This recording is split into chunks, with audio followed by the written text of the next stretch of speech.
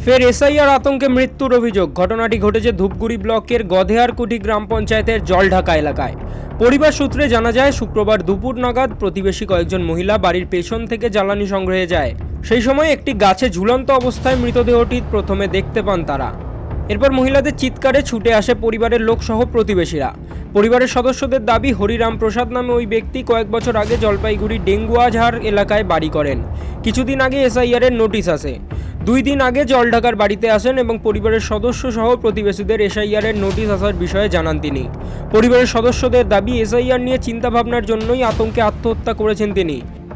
এখানে আজকে একটা ছেলে ফাঁস দিয়েছিল, আমার কাকু হয়। নিজের কাকু?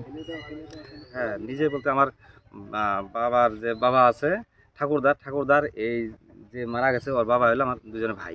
আচ্ছা, তো কেন এই ঘটনা কি জানতে পারলেন? আর আমি কিন্তু এসে শুনতেছি অনেক লোকের অনেক রকম কথাবার্তা বলতেছে। কে বলছে যে একটা নোটিশ আসছে, এসআইআর নিয়ে একটা নোটিশগুলো আসছে নাকি, সেটার জন্য।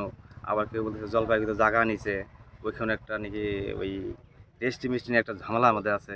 এই টেনশন নিয়ে বোধহয় কোনোরকম ইয়ে হয়েছে। এই যে পাশে যে জঙ্গলটা দেখা যাচ্ছে, সেখানে কি ঘটনা ঘটে? হ্যাঁ, ও পাশে বলতে ওই পাশের জঙ্গলে ওইখানে একটা গাছের মধ্যে। ওই জঙ্গলটা কি ওখানে বাড়ি ছিল আগে? বাড়ি ছিল যেখানে মারা গেছে, তার কোনো বাড়িটা নাই।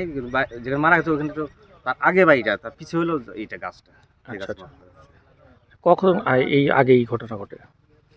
এটা অনুমান সকাল 6টা বা 5:30টার দিকে এরকম ঘটনা। কখন দেখতে পারেন? কিছু লোক আসছে, মহিলা আসছে খড়ি করার জন্য, খড়ি ভাঙার জন্য। সেখানে এসে দেখেছে খড়ি বলে ডালটার মধ্যে একটা টান দিয়েছে, ভাঙা ডাল। তারপর দেখতে পাচ্ছে ওখানে একটা মরা।